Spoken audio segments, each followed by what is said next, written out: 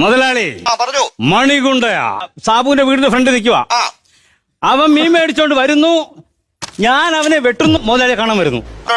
മീൻ വെട്ടാൻ വേണ്ടിയാണ് അതിനെ അവിടെ കൊണ്ട് നിർത്തിയിരിക്കുന്നത്. മുതലാളി അവനെ വെട്ടുന്നു, എന്നിട്ട് അങ്ങോട്ട് വരുന്നു. Okay okay. അല്ല കട്ടിയല്ലേ എന്താ എന്താ എന്താ കട്ട് ചെയ്തോ? മണികുണ്ടേ, പരലോകത്തേക്ക് സ്വാഗതം. വെയിറ്റാന്നോ ഈ തുറന്നിട്ടേക്കുന്നത്? അതല്ല, ഈ ജാതകത്തിനകത്ത് എന്തുവാന്നറിയാവോ? ചെറുപയർ പുഴുങ്ങിയതും പിന്നെ ചക്കരയും. എടാ, അത് മോദകത്തിനകത്ത്. ഇത്രയും നാള് നീ ചെയ്ത പാപങ്ങൾക്കുള്ള ഓരോ ശിക്ഷയായിട്ട് നിനക്ക് ഞാൻ അങ്ങോട്ട് തരും.